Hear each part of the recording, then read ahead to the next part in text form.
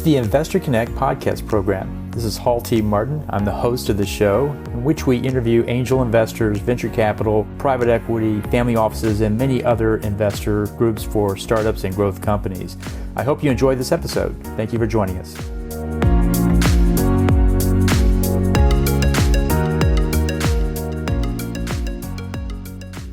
Hello, this is Hall T. Martin, the host of Investor Connect. I recently had the opportunity to join an AMA webinar with Merom and Louise Klein of Courage Growth Partners. In the webinar, we discuss how your enterprise culture can multiply your success at driving adoption. I hope you enjoyed this episode.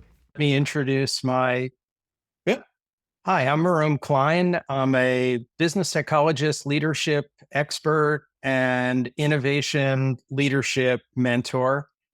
And I'll introduce my partner, Louise Yochee Klein. Paul told me to wait, Here so she I'm comes. waiting. Hey, Louise, thanks for joining us. Tell us about yourself. Great. So Courage Growth Partners, and I met you through Keiretsu, through Merom as well. And what we do is we work with startups. You'll hear about some of our work in our presentation today. And what we look for, we're here to talk to you as investors and some of the things that are important that you keep in mind. So with just dangling that little tidbit, we'll move on. Great. So my experience with Merom and Louise is they provide invaluable expertise to startups that are learning how to pitch and giving great feedback on what they should do to connect with investors better. As we said, it's a great experience to have someone in a third party review your pitch and give you some feedback straight up, and then talk about what is important to the investor, as many startup founders are still trying to figure out how they're different from how the startup looks at the deal. But with that, let me pass it over to Merom to go and kick us off today on our webinar on how your enterprise culture can multiply your success in driving adoption. Great. Louise? Happy to take it. So, Hall, thanks for inviting us. David, thanks for all of the behind the scenes care. Thank you guys for joining. And happy to do it. So we want to talk about what is the culture, what's important about the culture of a startup company. Why do the very best startup entrepreneurs cultivate their company cultures as carefully as they do their products, their patent portfolios, and their custom and channel partner relationships? Now, if you're saying, hold on a minute, you leadership experts, these are startups, they're not big companies. Aren't they too small and too early stage to worry about the culture? Well, we'd reply, as soon as you have more than 2 or 3 people working together and 2 or 3 contractors or advisors, whether you're deliberate about it or not, you have a company culture. And the earlier you grab hold of it, cultivate it, take care of it, the easier it is to shape the culture you want, rather than wake up one morning and find you've allowed some not so great things to take root in the culture that then have to be reshaped and corrected. That part is expensive and time consuming to do. Moreau? So when it comes to your pitch, your pitch is really the first taste that investors have of the culture that you've created in your company. And what does a healthy culture look like? That's what you'd want investors to see. And it's easier to manage that impression of what they're getting about the culture if in fact that really is the culture that you've created, and what they see is something authentic rather than something staged. So that's what we're going to talk about today, is what does it take to create an authentically healthy culture? And then we can talk in a next session about how do you showcase and how do you present that. So there are 5 strengths that we look for in a healthy culture, and that we've researched over the years, and we built into an assessment that we put together for investors to look at your leadership and the culture of the company. And those 5 strengths, which I'm going to drop in the chat right now in a graphic. So the third of the factors is adhering to disciplines so that you make commitments you can execute on and keep earning a reputation reliability and dependability. The fourth is align interests so that you're building strong partnerships and so that you're putting we ahead of me and enlarging the pie for the people that come into your deal and the people that you bring on as suppliers and strategic partners. And the fifth is arousing passion by making it fun and establishing a can-do, make it happen enthusiasm that makes people want to be part of your energy field and makes them want to lean in and get in on what it is that you're working on. So let's start with the last one, arouse passion, because that's the one you feel most when you interact with the team. Let me give you an example. Back in our other country, Israel, I think you probably know it's been a pretty tough time right now. Virtually everyone is mobilized. Teammates, family members, people are serving in the reserves, kids are on and off school, people are attending funerals. Which companies would you predict have the highest level of success getting people to show up for work, getting them to take calls and answer emails, even while they're even while they are on reserve duty? And how do you get them to really bring that A game to their jobs when they are there? So, two choices here. Would it be choice A, the companies that make people feel appreciated and important and make it fun to stretch and bring your A game to work? Or B, the companies with the serious culture that makes people feel accountable and burdened with one more set of responsibilities to handle? Guess How A or B. A or B?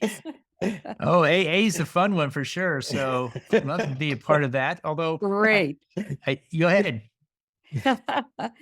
And there's a new Israeli term for that, and you're going to love this, Hall. They call it WAAS, work as a service.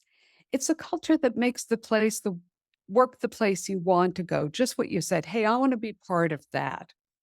And what they're finding is that with this mindset, people are forgetting about the outside pressures, freeing up their mind, getting creative, and it renews their spirit. It's like going to a gym for a workout. And it's clear the better the culture does of providing WAAS, work as a service, to employees, the higher their attendance rate is, the faster they're answering emails and getting back to customers and investors, the more engaged they are, rather than just showing up and going through the motions for meetings and Zoom calls. Merom?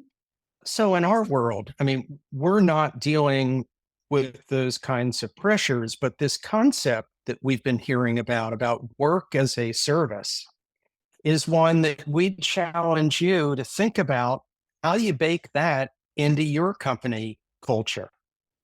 And if you already have it baked in, you're probably ahead of the game. If you don't have it baked in, Paul, what would you predict that it would take a company to create that kind of fun, upbeat, can-do, enthusiasm mindset?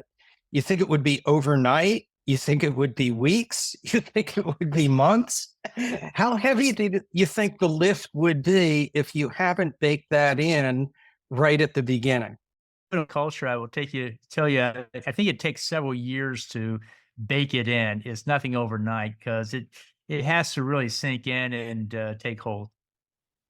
Absolutely. And So if you're doing, and yeah, another go on. part of that is that once you have the culture in place, it really makes hiring easier, more productive, and who's going to get you to that next level of adoption and growth?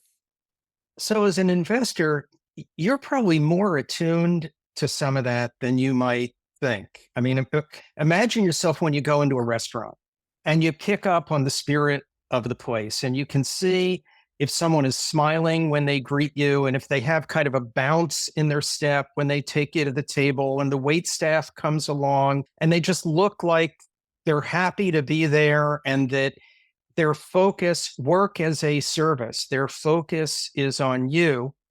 And if they recommend something on the menu that you haven't tried before and they ask a couple of questions about your palate, and they make a recommendation. Being part of that energy field, it's going to make it easier for you to adopt what it is that they're suggesting to you. So we see all kinds of evidence that if we want to create a mindset and a culture that's about adoption, that energy field is actually a strategic advantage that you have. So that's the first A in the formula.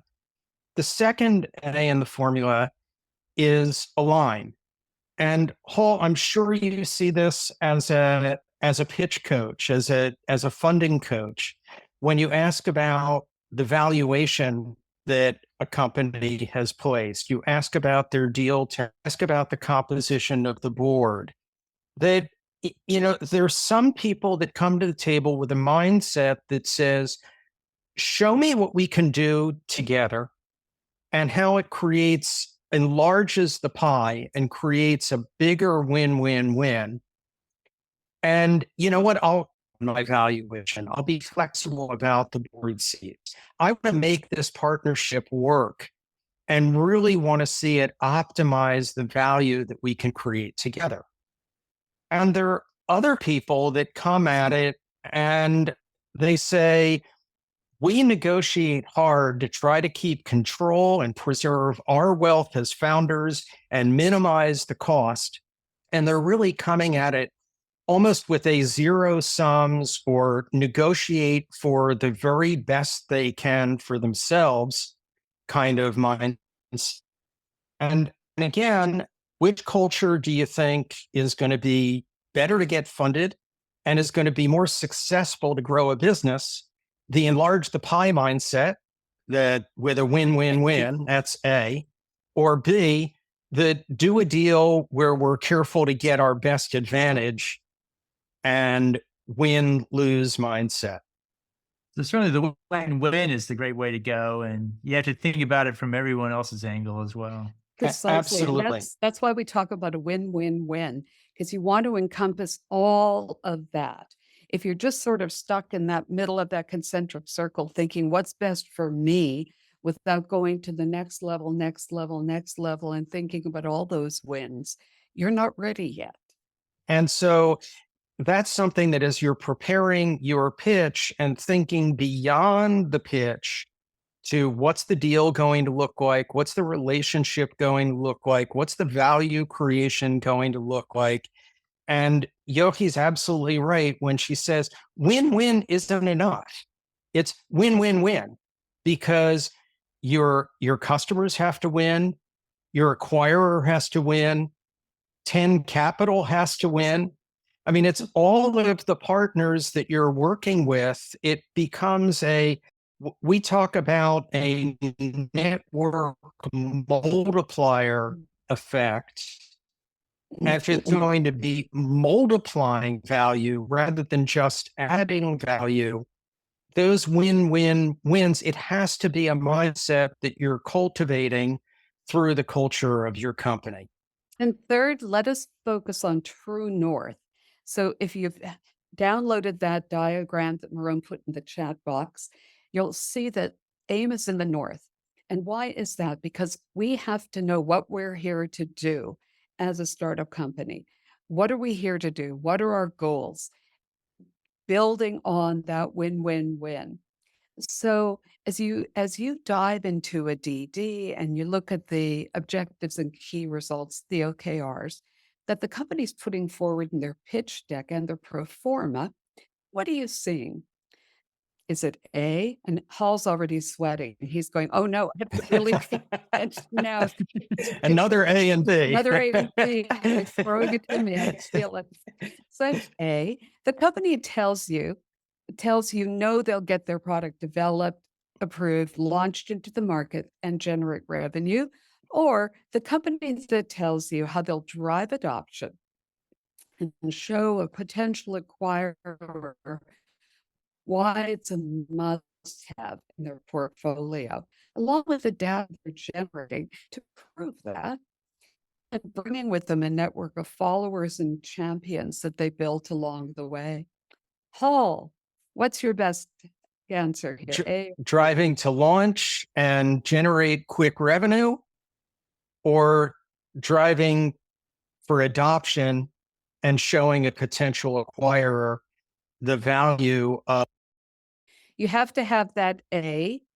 So, and getting those first stage things, and absolutely you have to have it. But if you only do A and you wait until there's going to be that magic day when A is a real success, and then we can start thinking about B. Instead, you've got to be doing them in parallel, and you've reached for a much lower level of success. And and you'll be delivering smaller to your investors rather than enlarging that pie. That's why AIM is so important here, because if you can convey that goal and why what you have is so different and answers an unmet need, go to attract investor attention, because they're going to be looking for the what's new, what's different, show me how it's different, and then show me the value it's going to add back to me. This is the point when you really should start thinking about what's my exit going to be. It could be way down the road, but what is it going to be? So we've taken you through the first three A's: arouse, align, and aim. The last two are ask. And this focuses on whether people in positions of power in the company, starting with the CEO and the co-founders, are they coachable? Are they open to feedback? Are they humble enough to admit when they need someone with more specialized, up-to-date, deep knowledge of a domain? And here's a key part: whether they have the ability to watch people challenge and sharpen and debate each other to come up with great answers, those win-win-win answers, not just easy, quick answers, or groupthink or kowtowing to the loudest voice in the room, but whether they're agile enough to see how the conditions are changing and adapt to those conditions rather than complain about those conditions. And if this doesn't go well, you start to hear a lot of victim thinking of, if I had bigger budget, if the investors were nicer to me, if the market were better. Start to hear those and start to add those points up, whether you're the one presenting and sounding that way, or whether you're an investor and you're hearing those things. Merom? So, Paul, another A and B on this in terms of ask. He's looking weary now. So, no, well, we got 5 factors, so we've only got 2 more A and B to ask them about. So, a portfolio company, they hire a new head of customer success as part of the growth plan that they've gotten funded. And that head of customer success comes in and starts diving in and sees that some of the same glitches and some of the same frustrations are coming up over and over and over again in how she is onboarding the company's customers. And in a high ask culture, an open, candid, win-win-win problem-solving culture, what does she do with that insight? Does she hold it to herself and go, well, I guess I've got to deal with all of these frustrations and problems. That's why they created a customer success function. And, or B, does she take some of the feedback that she's hearing, aggregate it, take it back to product, take it back to sales, get some of those other functions together around a table and talk about what she's hearing that could impact the company's net promoter scores, their ARR, and the next set of metrics that they have to achieve, which is the healthier culture. It's certainly that you B, would want to because see. you're engaging the company productively or constructively. Absolutely. And again, if you're a startup founder, when do you start creating that receptivity, that openness, that kind of we learn from one another mentality? It's not when the customer success person is rattling people's cages Right. and starting to make people defensive. It's way in the earlier stages when you're even interviewing for that job, so that you're creating a culture of receptivity to that kind of feedback and a culture of openness and a culture of humility right at the beginning so that you can create those opportunities. And the last of the five factors is the one that's in the West on that graphic, is the one that we call adhere to disciplines. And again, it's something that we're seeing tested more and more in the cultures of our Israeli clients. And again, there's a tradition in Israel that started way back in the early days of Intel, putting big resources and becoming the largest private sector employer in the country. And there was a security crisis then, and a bunch of bombings and violent incidents. And the president of Intel Israel, his name is Dov Froman, and he wrote a book called Leadership the Hard Way. And what he documents in the book is he says, you know, if I went to the board of Intel and I went to the other senior managers and I said, you know, we've got a war going on. We need a little bit of slack on our deliverables. We're going to need to back down on our delivery dates. We're going to need you to cut us some slack. We'll get to things as we get to things. He says, nobody would have had a problem with that. They all would have said, okay. And the minute we got off the phone, they would have called the board together and gone, okay, how do we move our assets out of Israel? And so the only way we could preserve a place in the supply chain is we had to deliver every single thing on time, to quality, to spec. And it had to be done in a way that as if there was nothing going on. And it was not only vital to our enterprise, it was vital to the nation that we could deliver in that way. Well, that lesson has been learned. And so adhere to disciplines is something that we're seeing now baked into the culture of Israeli companies. And so if I've got to take my laptop with me on reserve duty and answer emails, I got to do it. It's about creating the trust. And there's an interesting bit of research that has evolved over the last 3-5 years. Paul, if we had asked you what's more important to trust somebody, is it I like you, we've got a good vibe, we speak the same language, you're a good person I'd want to have a beer with, A, or B, it's you make a commitment and whatever is going on, I can trust you to deliver. Mm. Well, certainly B, because there's real commitment there. It's not just a casual thing. Absolutely. And so we're seeing that it's kind of an evolution. It used to be kind of almost a DEI kind of definition of trust, that if my heart's in the right place, that's enough.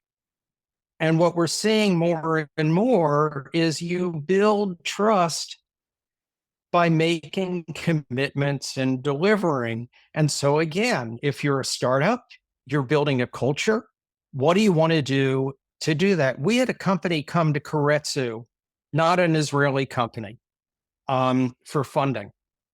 And they had a brilliant technology for a key production step in drug manufacturing that would save a drug manufacturer several $100,000 per batch if they adopted the technology.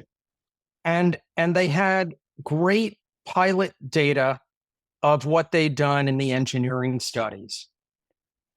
And the investment in that the capital investment to install that piece of equipment was less than $2 million for a drug company to do it.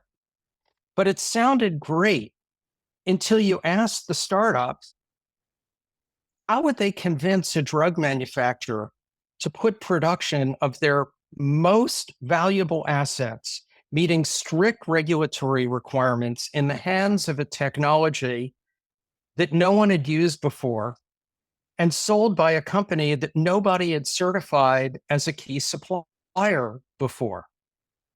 And they didn't have an adoption strategy of what they would do to earn that trust, that if we put that in your hands, even though we can see it's probably a better idea if it works, can you assure us that you're going to deliver? It was a great idea that could be a great technical success, but until they raised the additional funding that they needed for adoption and creating confidence, it couldn't be a business success. So we started this call by talking about what's the difference really between launching a company and then the difference between launching your product, etc., your service, and what's adoption? Because adoption is really the key. And everything we've been talking about today is about adoption, building the culture, taking charge of it right at the start when you're at that 2 to 3+ person stage. And there's often a key inflection point where companies get their first chunk of funding. And then what tends to happen is they bring in their next 3 best friends, and then their next 3 best friends. And so you now have a lot of people who have a very similar skill set. Instead, if they had been thinking about it the way we've been talking today, of the 5 courage activators, which make a strong culture, arouse passion. How are we keeping our energy up and tackling the problems as they arrive? Because they will always arise. And making Ask work a service. and making work a service. And ask openly, are we creating a culture of candor where people are open and honest, and the co-founders can take the feedback as well, not just listen as if, I've heard you, now I'm going to do what I want. Aim high. What are your goals? Where are you going?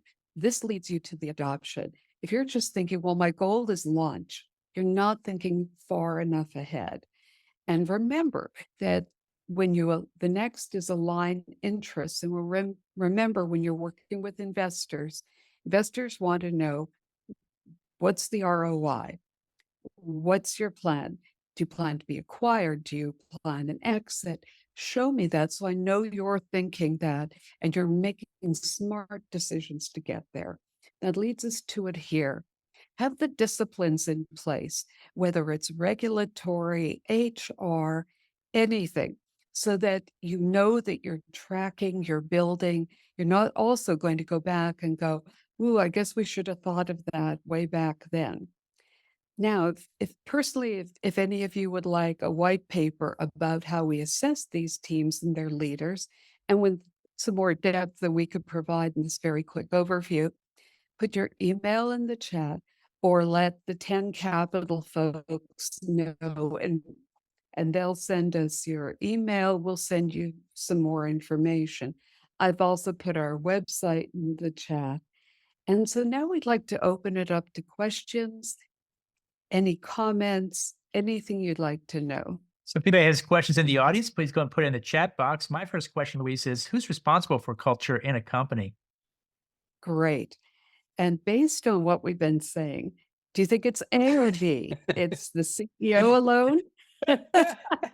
Or B, if it becomes everyone's responsibility. Last chance, I'm sorry, I couldn't resist. So I want to say it's A and B. I think it starts with the CEO, but ultimately it's the responsibility of everybody in the company, because I think people look at the CEO as a leader. They follow their rule, their example. And so if they're living it, then the rest of us will live it. I used to work in a company where I could tell where every person who they worked for based on their outlook on the world. They would always adopt the outlook of their leader, and it was scarily accurate, because people do that in these cultures for sure. So it does start with the CEO, but it cannot stop there. Absolutely. Precisely. Even in a 10-person company, there will be subcultures depending upon whose watch you're on, Paul. So you're absolutely right that you are responsible for the subculture that you create in that kind of energy field or bubble around you. And it may start with the CEO, but it doesn't end with the CEO. Who's responsible for the culture of the board? That's a good Who's point. who's responsible for the culture you establish in due diligence when you're building your relationship with your investors? And And that's a good point. You're using your corporate culture and applying it to specific areas, and you're defining Exactly. what that really means on the spot in some cases because maybe it yeah, hasn't been done before. Yeah. So it takes a while for the Mhm. culture to seep out into every aspect of the business, and as the business grows, there's always new aspects to look at as yeah. well. So Who, that's a good way of looking at it. yeah. Who's responsible for the culture of a joint project team? Is that joint project team the culture of the CMO? Is it sort of a culture that's drifting? Or do you create something that is a microcosm of your company culture and what's special about that right in that partnership? So, you're asking Paul absolutely the right question about who is responsible for that. And when we talk with leaders, we talk about you can be a culture taker or you Mhm. can be a culture shaper. Mhm. And so, what's the best way to foster a How many So more points do you have? But we'll well, I'll, I'll tick off three. right. The first one is you've got to be intentional. It's got to be written down. You've got to take it out of our language of the 5 A's and put it into your language. And you've got to make it something that becomes a brand advantage in your marketplace Right. and it's relevant to your customers. So that's number one. Number two, the most important decisions that you'll make is who you hire. And Mhm. every hire that you make can be a fit with the culture that you want or not a fit with the culture you want. And so you've got to be intentional about who you hire. You've got to be intentional about who you bring into your board because your Mhm. board is going to help you shape the culture. And so the selection decisions, that's the second. The third is what do you measure and reinforce? What do you reward? Right. What are your OKRs, your objectives and key results? If you're not measuring a net promoter score and you're not measuring the the level of trust that customers have in you, you're not going to build that into your culture, even if it's written in your value statements and you think you've hired talent to do it. So those are three things that I would put right off the top of what you've got to do to shape a culture.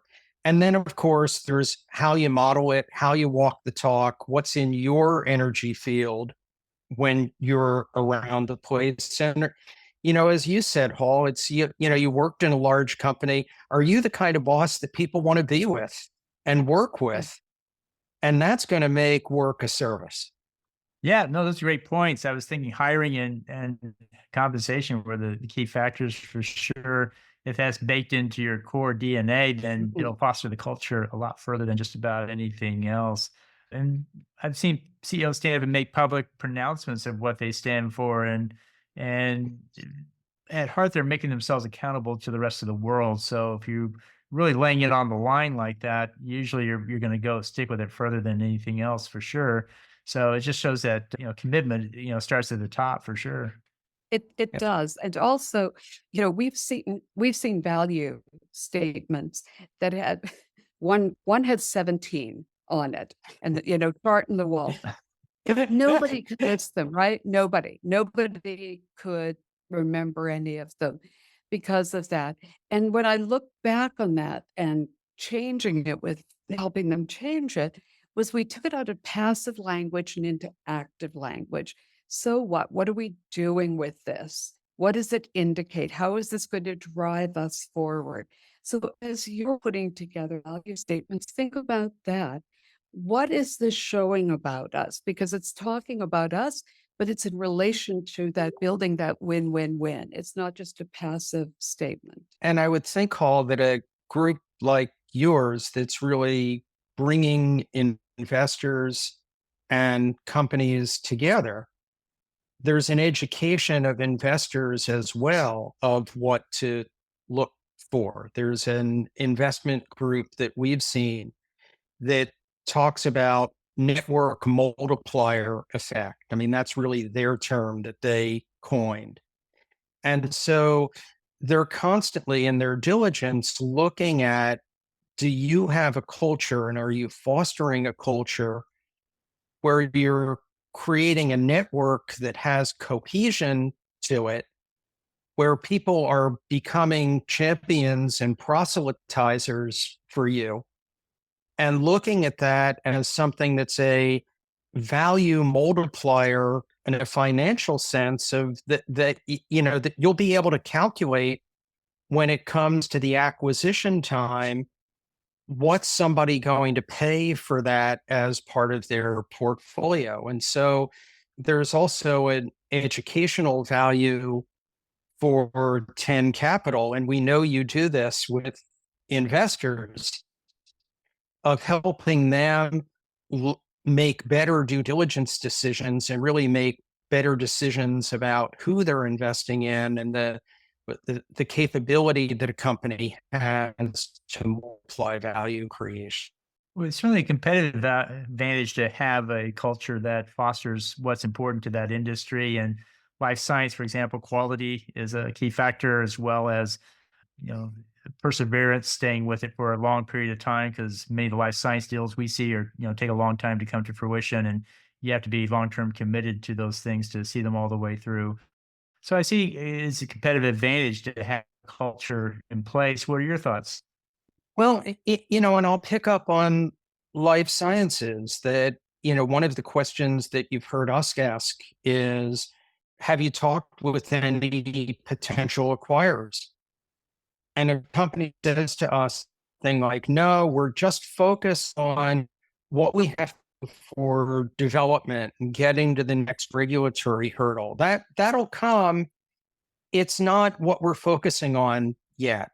And again, then we can sort of read into that, well, you're building a launch culture, not yet an adoption culture, because even though it might be too early to do a deal, it's not too early for companies to have you on their radar and be telling you what they're looking for and be telling you what they want your clinical trials to demonstrate, or your IND to give you permission to do in your clinical trials. And again, it's, are you aligning? Mhm. Are you asking? Are you aiming? I mean, there's all three of those culture attributes right there. And it's setting a trajectory of where they're going in addition to launching, getting the product ready for launch. That's a good point. These go through different phases, and we're always looking to see if they have the exit in mind, and they're making decisions according to that, versus we'll worry about that later, if ever. And you end up funding what I call a lifestyle business. This is just a great business for us Right. because we're just, making so much money off the investors and the government grants that we just don't want to give this up. But I have seen that. But you're also really thinking about where, the investors do need to get paid back, the employees do need to get a payout. And at some point, we do need to wrap it up. And they're keeping that in mind as Yeah. well. But, Absolutely. well, it's been great talking with you guys today. I really appreciate the thoughts we've had here. The work as a service is a great concept. We're still unpacking that. Need to have you back so we can really dig into that one itself. But thank you so Love much to. for all the great concepts here around culture as well. Investor Connect helps investors interested in startup funding. In this podcast series, experienced investors share their experience and advice. You can learn more at investorconnect.org. T. Martin is the director of Investor Connect, which is a 501c3 nonprofit dedicated to the education of investors for early stage funding. All opinions expressed by Hall and podcast guests are solely their own opinions and do not reflect the opinion of Investor Connect. This podcast is for informational purposes only and should not be relied upon as a basis for investment decisions.